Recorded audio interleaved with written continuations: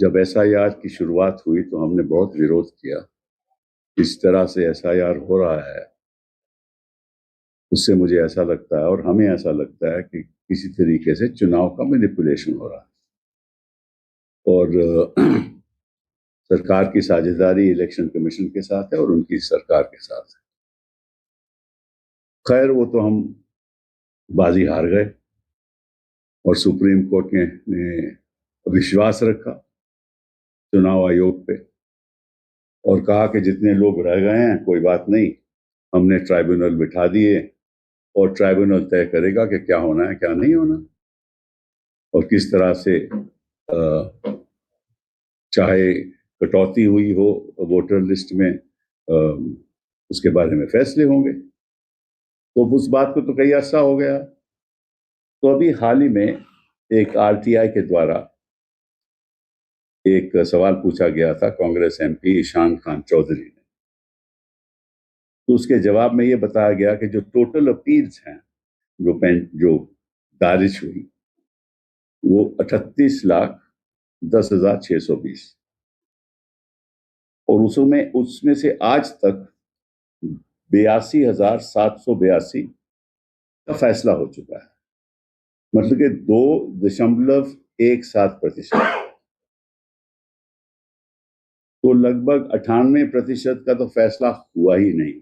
कितने साल लग जाएंगे अगले लोकसभा के इलेक्शन तक हो या नहीं पाएगा या नहीं, ये तो मैं नहीं कह सकता, लेकिन ये गति है इन ट्राइब्यूनल्स की।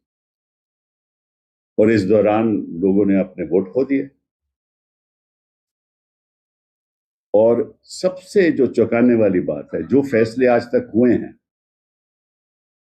उसमें से दैट इज आज 82,782 फैसले हुए हैं, उनमें से 75,443 लोग के नाम गलत काटे गए। मतलब कि 91% लोगों के नाम 82,000 में से जो फैसले हुए हैं गलत काटे गए।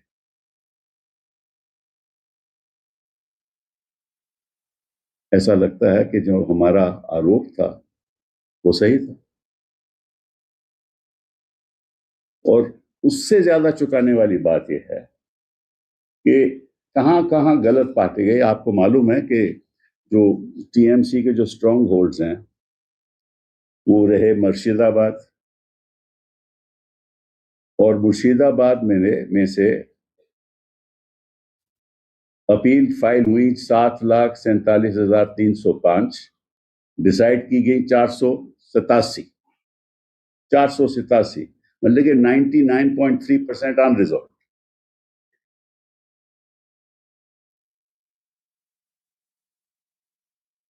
मालदा में 5,31,149 और उसमें से 1,471 डिसाइड हुई, पेंडिंग 99.72%। नॉर्थ परगनाज में जो रेजोल्यूशन हुआ है 0.77%, 3,58,000। साउथ परगना में केवल 34 लोगों की अपील फाइल डिसाइड हुई है। ऐसे ही हुगली में, ऐसे ही पूर्व बर्दवान में 99.97 की डिसाइड ही नहीं। और जो उससे ज्यादा चौंकाने वाली बात है कि जहां जहां भी डिसाइड हुई हैं लगभग सारे लोग बहाल हुए हैं जिनकी डिलीशन हुई है। तो सवाल ये नहीं कि डिलीशन हुई या नहीं हुई, सवाल उठता है चुनाव आयोग पे कि अगर जो बीएलओ वहां बैठा है वो अपने आप से तो नहीं करता, नाम तो नहीं काटता वोटर लिस्ट से अपने आप से, क्योंकि हर एक ही बीएलओ नाम काटने लगे और 90% नाम गलत तरीके से काटे गए, तो इसका मतलब ये तो नहीं कि एक बीएलओ का एक फैसला था, ये तो आदेश दिया गया होगा। अब जैसे हम अमित शाह जी से पूछ रहे हैं कि जंतर मंतर में जो गोली चलाई गई उसका फैसला किसने किया, पूछ रहे हैं ना। तो इसी तरह हम पूछना चाहते हैं कि जो बीएलओ ने जो काम किया है आदेश किसने दिया? कहां से आया था आदेश? ऐसे भी यहां भी तो एसआईटी होनी चाहिए ना। ये तो बहुत ही गंभीर मामला है कि देश देश के लोकतंत्र से ऐसे खिलवाड़ करना, इससे ज्यादा घोर अन्याय क्या हो सकता है?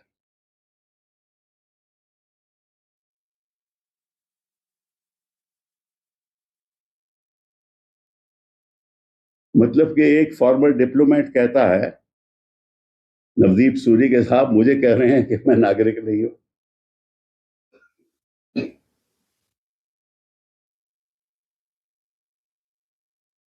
और कई ऐसे लोग हैं, एक नहीं है, कई ऐसे लोग हैं। एक और डिप्लोमेट है, फॉर्मर डिप्लोमेट, वो कह रहे हैं कि साहब कैसे कह रहे हैं कि मैं नागरिक नहीं हूं। एक विंग कमांडर रिटायर्ड है, मोहम्मद शमीम, वो एयरफोर्स ऑफिसर हैं, वो कह रहे हैं कि आप प्रूफ कीजिए कि आप नागरिक हैं। एक रमेश चंद्र आईएफएस ऑफिसर हैं, 75 साल के, served India as ambassador in Belarus, in so many countries, उनसे पूछ रहे हैं।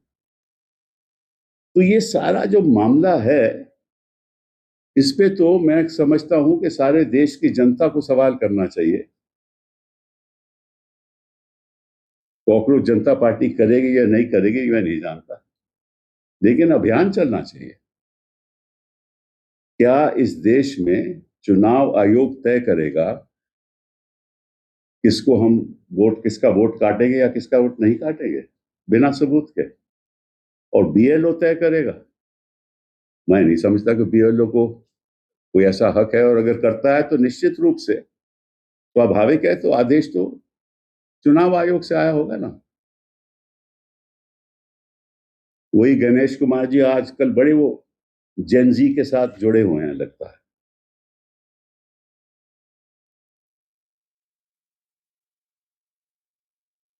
और एक और बात आपको बताऊं, अभी जो थर्ड फेज जो हमारा चल रहा है, वोटर्स लिस्ट का थर्ड फेज अभी चल रहा है, और उस थर्ड फेज में जो अभी तक जो आंकड़े हमारे सामने आए हैं, वो भी चौंकाने वाले हैं।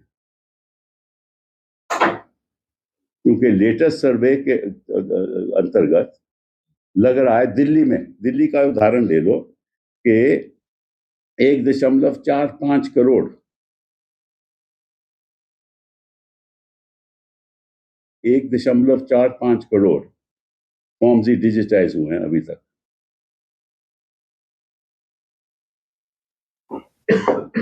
और पंजाब में 20 लाख इलेक्टर अभी आइडेंटिफाई हुए हैं एज डिसीज्ड। मतलब कि ये लाखों करोड़ों लोगों के नाम आप डिलीट कर दोगे तो चुनाव का फिर मतलब क्या है?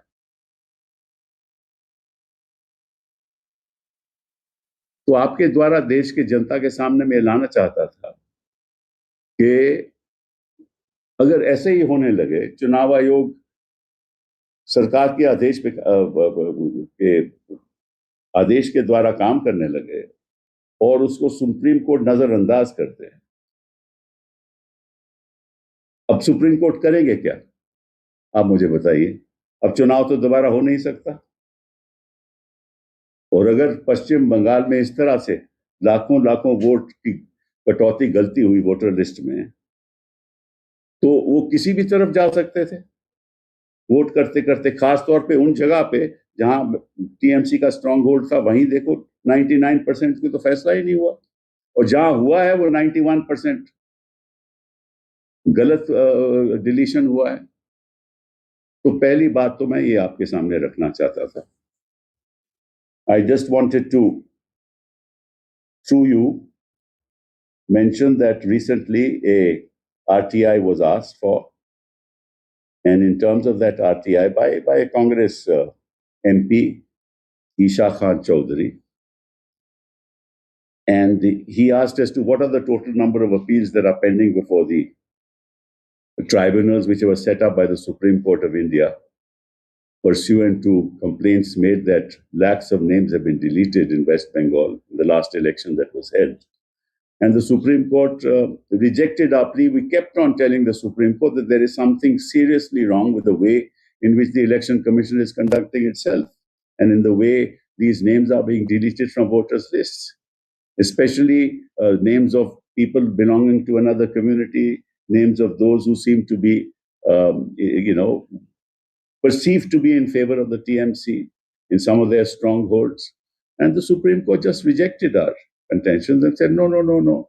This is the Election Commission has that right and the BLOs can do it. But the results are extremely frightening. Pursuant to the RTI, the total number of appeals total number of appeals submitted were 38,10,620. Disposed of are only 82,782. That is 2.17%. And of these, 91% of the names have been restored. That means of the 82,782 appeals that have been disposed of, 75,443 people's names have been restored. That's 91%. That means 3 out of every 100 appeals had received a final decision more than 4 months after the assembly elections. Now, question is, how did this happen? How is it that whenever the restoration takes place, 99% of the names have been wrongly deleted? It can't possibly be a coincidence that the BLO on his own was deleting names, because there can't be a uniformity in the deletion of names amongst BLOs across the state. And just as we asked the question, and the Cockroach Janata Party has been asking the question as to who fired at these young people at Jantar Mantar, means where did the decision making, at what level did the decision making take place? And I want to ask this question in the same terms, at what level did the decision take place directing the BLOs to delete these names? Because it can't be that the BLOs were doing it on their own. So obviously, there is a game plan of the government in cahoots with the Election Commission to ensure that deletion takes place so that the electoral result does not reflect the true electoral result. And if you really look at some of these facts, in most of the places where the TMC has a strong presence, in Malda, in North Parganas, in Murshidabad, in South 24 Parganas, Hooghly, Purba Bardhaman, Darjeeling, and other places, where TMC has a stronghold, the decisions there, 99% of the appeals have not been decided. And it will take years. Maybe by the time the 2029 Lok Sabha election comes, still the appeals are not decided. And remember this, that means that 91% of these people were entitled to vote and pursuant to the decision of the Supreme Court were not allowed to vote. That's what it means. And it seems that we were right.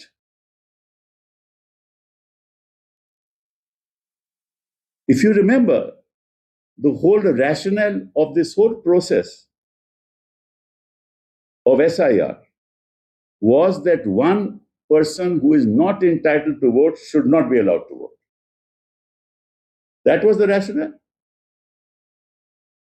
The rationale should have been that any person who is entitled to vote his name should not be deleted. He should be allowed to vote. That should have been the rationale. Ganesh Kumar applied the wrong rationale, did the wrong exercise, mala fide, to help the BJP to win the election. This is my charge.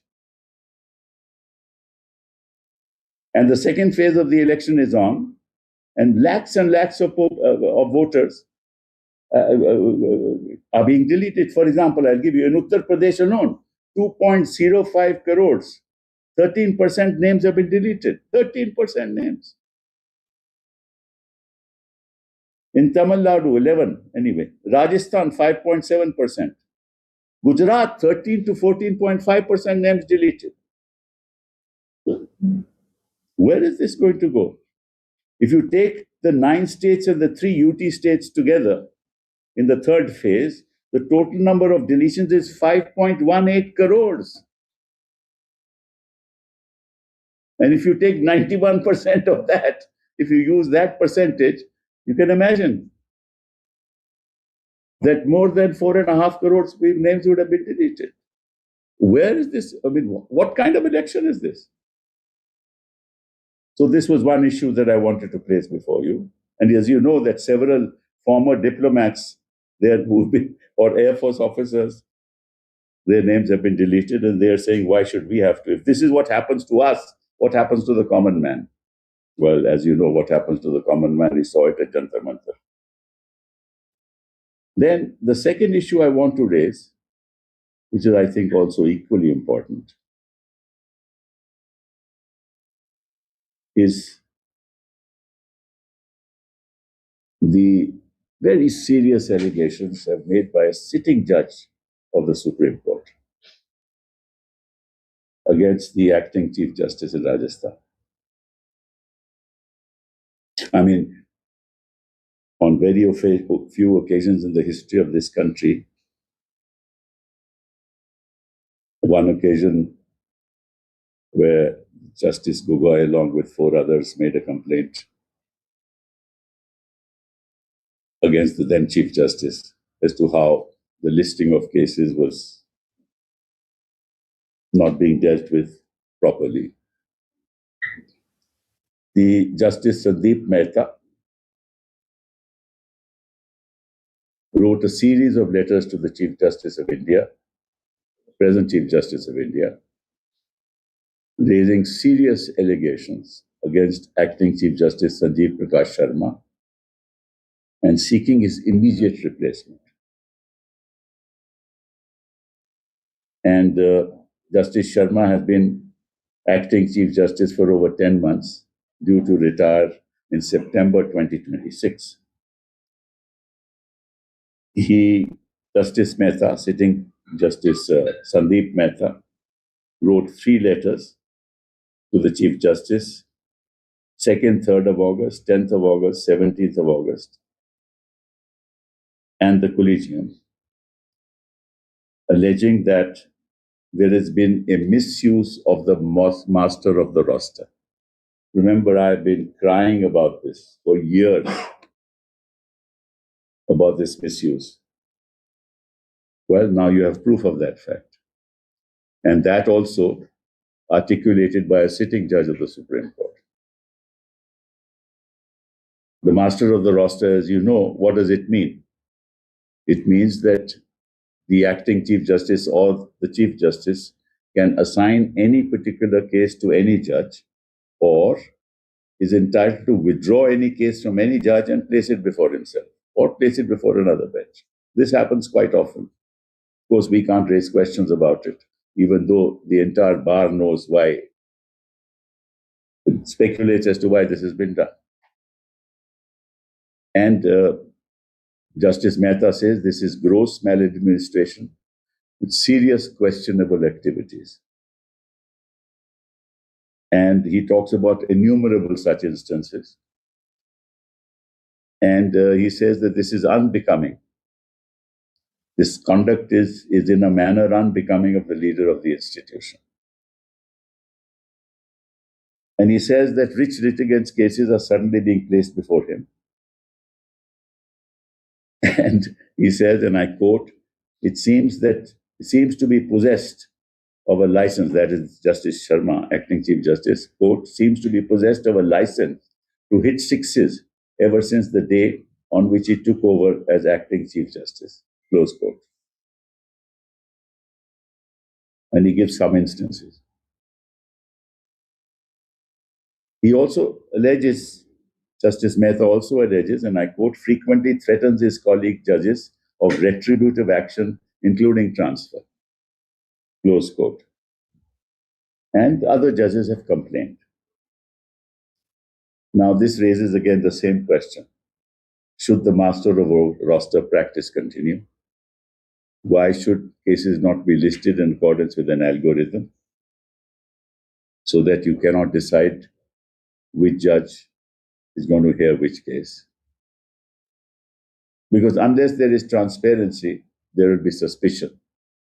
If there is suspicion, then the credibility of the institution would be put in question.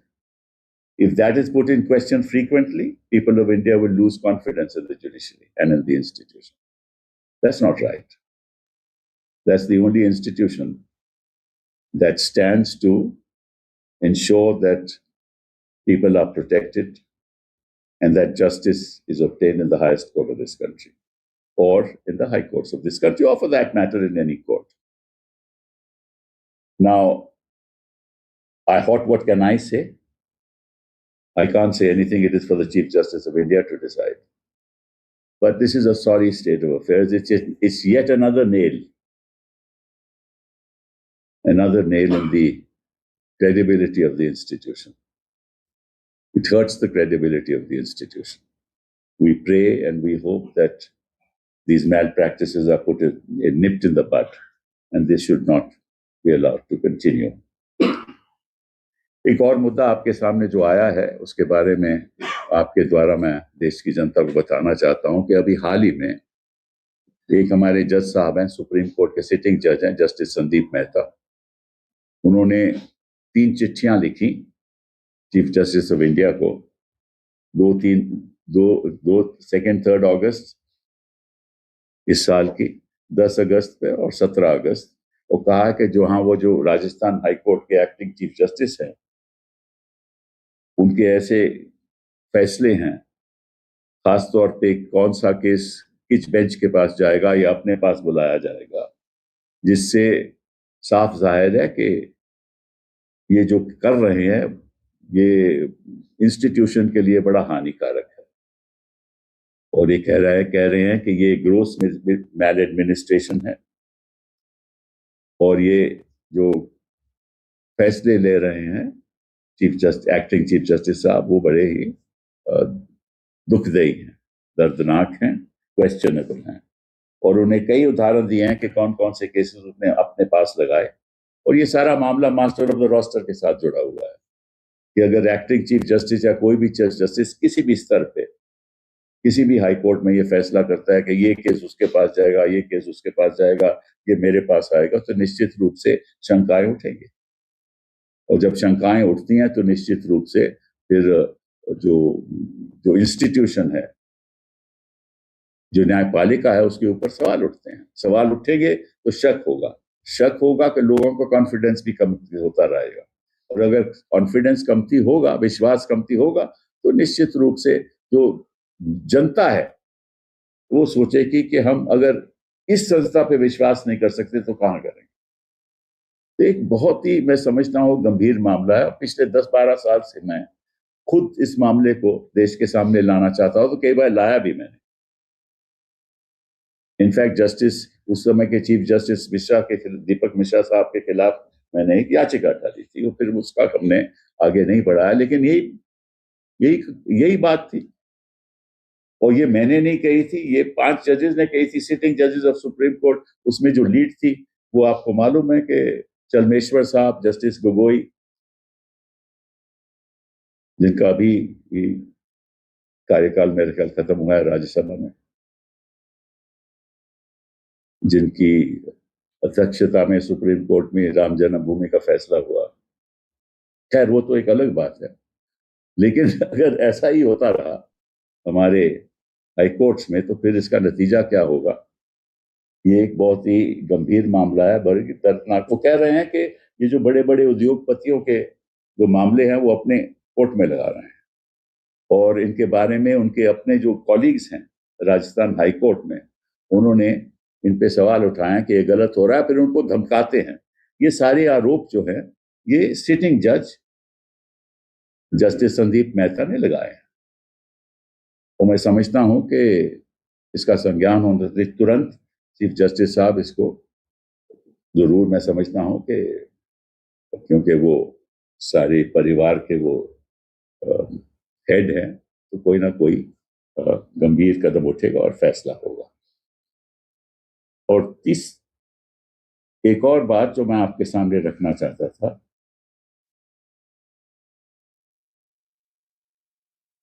कि वो है हमारे स्कूलों की बात। आपको मालूम है कि किस तरह से राजस्थान में जो हालत है स्कूलों की, जितना कम बोलो उतना ही अच्छा रहेगा। लेकिन जो डेटा हमारे पास है,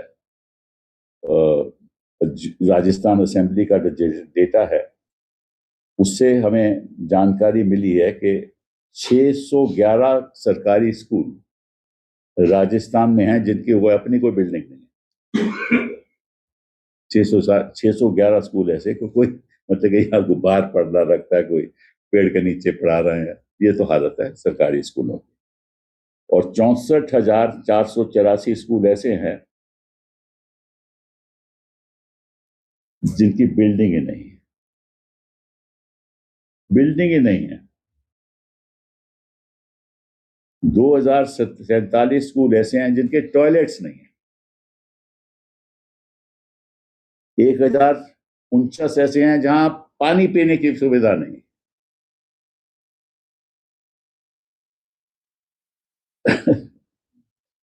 और 3,758 ऐसे नहीं, 68 ऐसे स्कूल हैं जहां स्कूल बिल्डिंग ऐसी खराब हालत में है कि वो अनसेफ डिक्लेयर हो चुकी है। खतरा है, मतलब बच्चों को खतरा है। ये तो खैर अभी तो देखो कहाँ कोई आदेश हुआ है उत्तर प्रदेश में कि अगर कोई कोई जाना चाहे वहां स्कूल का मुआयना करने के लिए तो वहां रोक लगा दी कि आप जा नहीं सकोगे। तो आपको मालूम है कि जब ये सीजेपी के लोग वहां गए तो राजस्थान स्कूल में, तो इनके पथराव हुआ इनके खिलाफ। ये तो हाल है हमारी सरकारों का कि अगर बच्चों के लिए कुछ करना चाहो तो वहां पथराव होगा और आदेश हो जाएगा कि आप स्कूल में पता नहीं कर सकते कि क्या वहां हालात है हमारे बच्चों के। तो अगर सरकार यही काम करने चली है तो फिर ये विकसित भारत की क्या बात करते हैं हमारे प्रधानमंत्री जी। उनको मालूम है कि 1947 2047 तो उन्होंने देखेंगे नहीं। तो बोलते रहे विकसित भारत, कह सकते हैं कि वो तो 21वीं सदी में विकसित भारत होगा। ऐसे ही सपने दिखाते रहते हैं रोज के रोज, रोज के रोज, रोज के रोज।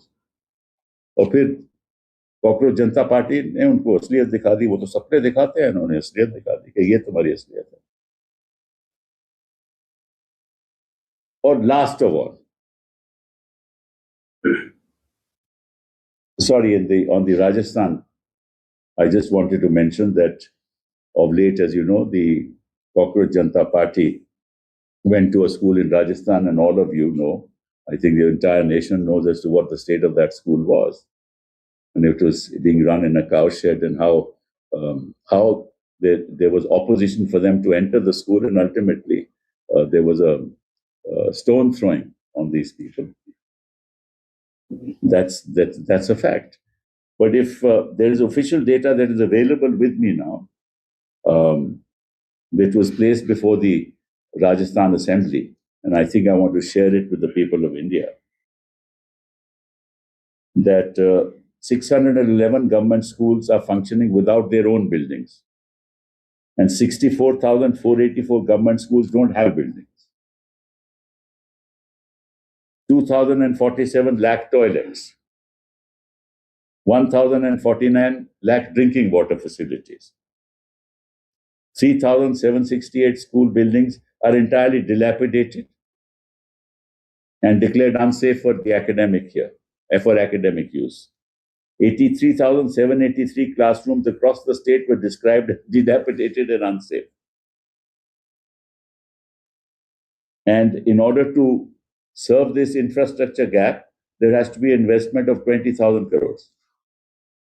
ये तो हाल है हमारे देश की शिक्षा का. If this is the state of education in our children, what is the Viksit Bharat that the Prime Minister keeps talking about and repeating daily ad nauseum? Is this the Viksit Bharat that he is thinking of? And as you know, the Chief Minister of Uttar Pradesh has now said that nobody will be allowed to inspect any school in Uttar Pradesh. Prohibited. In other words, they don't want people to see how our children are being treated in schools, how our children are learning in schools.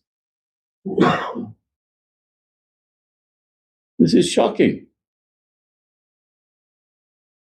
Lalit Kumar, Director of Secondary Education, has issued a circular restricting outsiders from entering government school premises without prior permission from the principal. Which principal will allow it?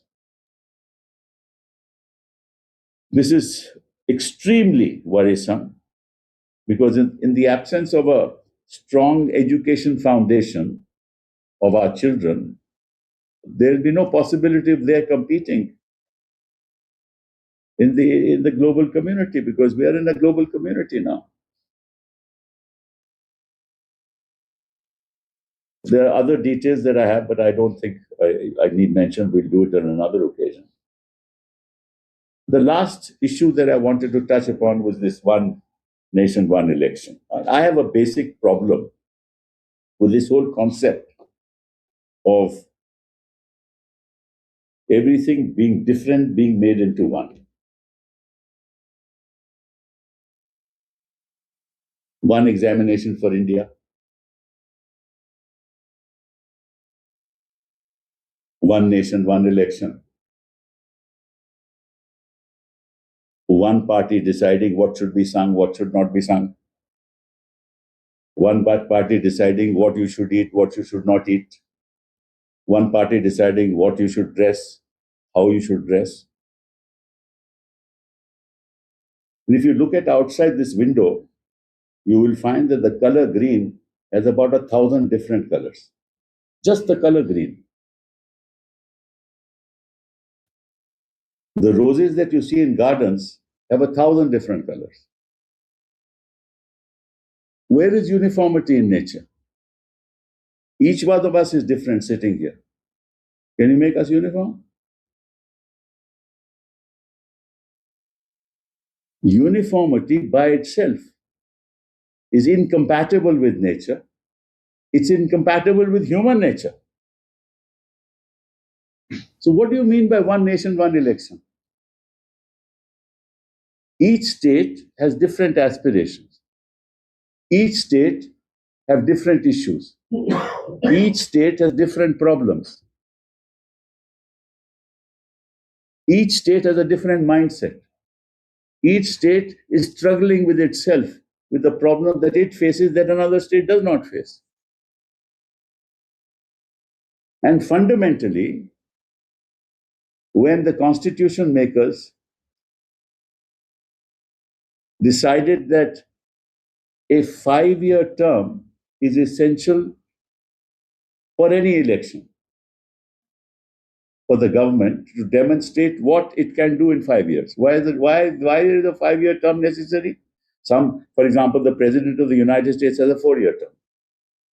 But all elections and governments have a fixed term, and the rationale for it is that in that fixed term, you, having promised the electorate as to what you will accomplish, that term will help you to demonstrate whether you've accomplished it or not, so that the people can judge whether you should be elected again or should be thrown out and someone else should be elected, some other party has to. That's the fundamental basis of a fixed term election. They've done away with it. This is basic structure of the Constitution. Now, for example, you will have an election in Uttar Pradesh in 27. You'll have to have another election in 29. If you want to implement this in 29, all the states where there are going to be elections now in 2027, their term will end in 2029. What promises will they make to the people of this country? And how will those be accomplished? You're changing the very basic structure of the Constitution.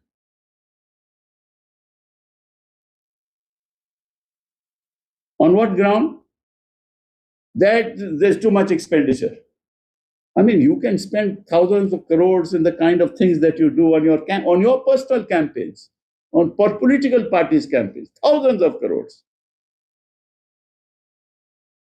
And expenditure is the only. What is the expenditure? It's probably hardly 1% or not even that. As if one nation, one election will not have any expenditure.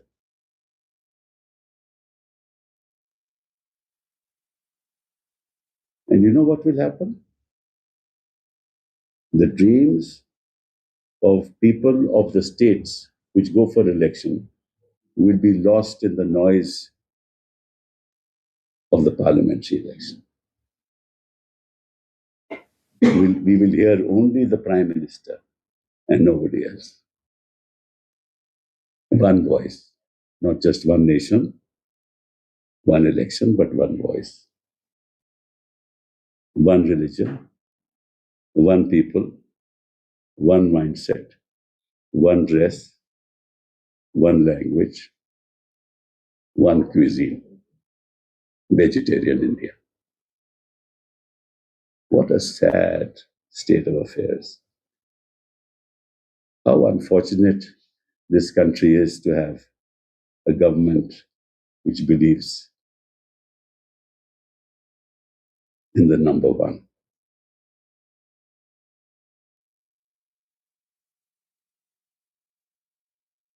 Very sad.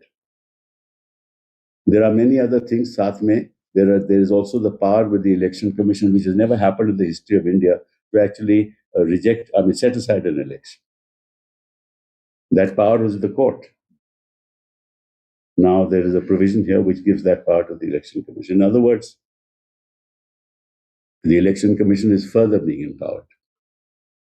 Anyway, जो आखिरी मुद्दा आपके सामने जो मैं रखना चाहता था, वो चुनाव आयोग वो एक जो प्रावधान ला रहे हैं, विधेयक ला रहे हैं, वन नेशन वन इलेक्शन का पार्लियामेंट में, जिसकी बड़ी चर्चा भी हो रही है. तो इनका मानना है कि इस देश में केवल वन नेशन वन इलेक्शन होगा. और वास्तविकता तो ये है कि किसी चीज में ऐसी यूनिफॉर्मिटी होती ही नहीं. अगर आप प्रकृति के बारे में सोचो तो कहीं यूनिफॉर्मिटी नहीं है. आप जानवरों के बारे में सोचो तो कहीं यूनिफॉर्मिटी नहीं है. रंगों के बारे में सोचो तो कोई यूनिफॉर्मिटी नहीं है. मनुष्यों के बारे में सोचो तो कोई यूनिफॉर्मिटी नहीं है. तो यूनिफॉर्मिटी का मतलब क्या है? इसके पीछे सोच क्या है? इसके पीछे यही सोच है ना कि मैं ही रहूंगा और कोई दिखे नहीं, मैं ही मैं हूं, जो 2014 से चलता आ रहा है. और मुश्किल ये है कि इनको ये मालूम नहीं कि जो बुनियादी तौर पे जब हमारा संविधान बना था तो उस समय जब तय हुआ था कि जब भी इलेक्शन होगा, जब भी चुनाव होगा, कि 5 साल के मुआद दी जाएगी, हयात दी जाएगी कि 5 साल में जो भी राजनीतिक दल है अपनी विचार रखेंगे 5 साल से पहले कि हम इलेक्शन जब अगर हम चुने जाएंगे तो हम निश्चित रूप से ये कार्य करेंगे. वो मैनिफेस्टो जो होता है, हर एक पार्टी का मैनिफेस्टो होता है. तो संविधान जिन्होंने बनाया था उन्होंने सोचा कि 5 साल का समय देना चाहिए किसी भी सरकार को. और कई देशों में 4 साल का समय है, किसी में थोड़ा कम है, किसी में थोड़ा ज्यादा है. तो निश्चित रूप से ये तो तय होता है कि हमें समान समय मिलना चाहिए किसी भी सरकार को कि जो मैंने मैनिफेस्टो में आपको वायदे किए थे वो मैं पूरा करूंगा इस कार्यकाल में. तो अगर आप कहोगे कि ये नहीं 5 साल का टर्म नहीं रहेगा तो निश्चित रूप से जो बुनियादी तौर जो हमारा जिसको हम बेसिक स्ट्रक्चर कहते हैं अपने संविधान का, उसका उल्लंघन हो रहा है. और अब देखिए 2027 में अब इलेक्शन है उत्तर प्रदेश में और बाकी भी प्रदेशों में इलेक्शन है. तो अगर उन प्रदेशों में जो इलेक्शन है तो 2029 में जब पार्लियामेंट्री इलेक्शन होगा तो निश्चित रूप से ये 2000 का टर्म इनका खत्म हो जाएगा. 2 साल का टर्म खत्म हो जाएगा. ये तो 5 साल का टर्म है ना. तो उसको रद्द क्यों कैसे कर सकते हो आप? कैसे रद्द कर सकते हो? और फिर 5 साल के कार्यकाल में अगर कॉन्फिडेंस मतलब कि सरकार चेंज होती है, सर कॉन्फिडेंस खत्म होता है तो वो भी इलेक्शन 2 साल के लिए होगा. या 3 साल के लिए होगा या 4 साल के लिए होगा या 1 साल के लिए होगा। क्योंकि अगर किसी सरकार के कार्यकाल में जब ये कानून पास हो जाएगा 2029 में, समझिए 2031 में एक सरकार गिर जाती है तो उसका टर्म भी 3 साल होगा। और अगर 2033 में गिर जाती है तो उसका टर्म 1 साल होगा। तो 1 साल कौन इलेक्शन लड़ेगा? कौन अपना मैनिफेस्टो रखेगा आपके सामने? कार्यकाल पूरा कैसे करेगा वो? तो एक मजाक हो गया ना। आप इलेक्शन को एक मजाक बना रहे हो क्योंकि आप चाहते हो कि 1 नेशन 1 इलेक्शन। उसके पीछे सोच क्या है वो तो हम जानते हैं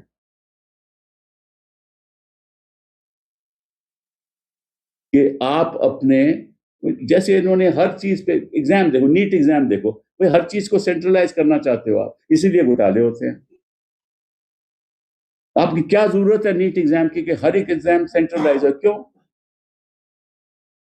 अब बाकी देशों में ऐसा है नहीं। पावर आप अपने हाथ में लेना चाहते हो। आपने सब संस्थाओं पे तो कब्जा कर लिया और जो रक्षा करने वाला है वो रक्षा नहीं करता। कभी कभी कहां जाए जनता, कहां जाए? और इस कानून में आपने ये भी हक दे दिया, अभी तो कानून बना नहीं, ये भी हक दे दिया कि इलेक्शन कमीशन चुनाव भी रद्द कर सकता है। तो होगा क्या? निश्चित रूप से हम चैलेंज करेंगे और हम चाहेंगे कि देश की जनता जागे और ये आवाज उठाए कि हम देश की बुनियाद, जो संविधान की बुनियाद है, उसको हम बदल नहीं देंगे। बहुत बहुत धन्यवाद। Sir, on the same issue, 1 nation 1 election, 2 days back, P. Chidambaram said to the parliament panel regarding the 1 nation 1 election that it's unconstitutional. Do you agree with that? I said that myself. I also went to the panel. That's why I'm saying it's contrary to the basic structure. I've already deposed before the panel. Sir, I have one question. Listen. So I'm saying that yesterday Supreme Court issued notice to the 20 TMC MPs who have formed a separate block in Lok Sabha and they have got permission of the Speaker to sit together and they want to merge into NCPI. Yesterday, Speaker has also sent them a notice for their reply. Rather late, no? Yeah, rather late. When I think the Speaker was waiting for the Supreme Court to move so that it can also move. The Speaker can also move. But they are saying that they are 2/3 and they are qualified, they cannot be expelled. But 2/3 will become zero soon. How, sir? Because this is all unconstitutional. They will be thrown out. You watch. But Aam Aadmi Party, when they merged in Rajya Sabha with BJP, they were not thrown out. They should be. Somebody should move there also. In Shiv Sena also. If somebody should move there, Shiv Sena has moved. I'm arguing a matter already before the Supreme Court. Right now, I think TMC has moved, and I don't know about NCP. It's not for me to decide what other parties do, but it's so completely unconstitutional. So you have also I myself moved a petition. I mean, how can you fight an election on one symbol and represent parliament in another symbol? Be a member of parliament of another party under another symbol? I mean, you ask me. Which channel are you in? ABP. You can go to NDTV and say, I represent NDTV. But you're not elected, no? If you're elected, then you can't go to somewhere else and say, I am this thing. Take me as a member of a party which has no presence in parliament, which had no presence in parliament, on whose symbol I did not get elected. Symbol is given by the party to you. You are only a representative of the party. You can't fight an election without such symbol. You can't win an election without such symbol. And yet, you will be represented in parliament of a party which has no symbol, on which you did not get elected. If this is constitutional, then God save this country. Sir, 2 सवाल है। एक तो शिवराज सिंह चौहान कह रहे हैं कि कांग्रेस पे निशाना साधा एक देश एक चुनाव का ही मसला है। वो कह रहे हैं कि कांग्रेस इसलिए चुनाव नहीं चाहती एक देश एक चुनाव क्योंकि वो अपनी जमीन खो रही है, इसीलिए नहीं चाहती। और दूसरा एक सवाल है, क्लैरिफिकेशन भी चाहेंगे। आपने कहा कि 2047 को तो प्रधानमंत्री देखेंगे नहीं, इसके क्या मायने हैं? उस राजस्थानी हम सब नहीं देखेंगे, मैं खुद नहीं देखूंगा भैया। विकसित भारत बनेगा तो। आप देख पाओगे, आपके बच्चे देख पाएंगे, वो क्या देखेंगे, कौन से स्कूल में टीचर होगा, ये आप ही बताना, तब हम तो नहीं सुन पाएंगे भैया। और जहाँ शिवराज साहब की जहाँ सवाल है, क्या कह रहे हैं, हम जमीन और जमीर खो बैठे हैं, ये कह रहे हैं जमीन खो चुके हैं और जमीर खो चुके हैं, जमीन खो रही है कांग्रेस इसलिए नहीं चाहती। जिस पार्टी के प्रति देश विश्वास खो बैठा है, उसके बारे में क्या, ठीक है सर। एक लास्ट क्वेश्चन, नेपाल में एक फ्लड आया जिसकी वजह से मोर देन 100 इंडियंस और इंक्लूडिंग फॉरेनर जो है मिसिंग है। Very sad, even Nepal MC और तमाम, very shocking, very sad. I am sure the government of India will do something about it. Sir एक छोटा सा सवाल है, अगर जवाब प्लीज प्लीज। मनुस्मृति को लेके असदुद्दीन ओवैसी ने कुछ बोला है कि जब हमारे कॉन्स्टिट्यूशन जब लागू किया जा रहा था, तब उसकी जगह मनुस्मृति को लागू करने का एक कोशिश किए थे भाजपा और आरएसएस के लोग। तो आहिस्ता भाजपा और आरएसएस के लोग बोल रहे हैं कि कभी मनुस्मृति अपने पढ़े हैं, गीता रामायण तो नहीं है। मुझे लगता है कि इनको खुद वो जो वंदे मातरम नहीं आता, इससे पहले पूछो वंदे मातरम गा पाएंगे, तो पूछ लीजिए जरा, इनको खुद नहीं पता कुछ, इनको अपने धर्म का नहीं पता। अगर अपने धर्म का पता होता, जो अधर्मी बातें आज के दिन कर रहे हैं ना, वो नहीं करते।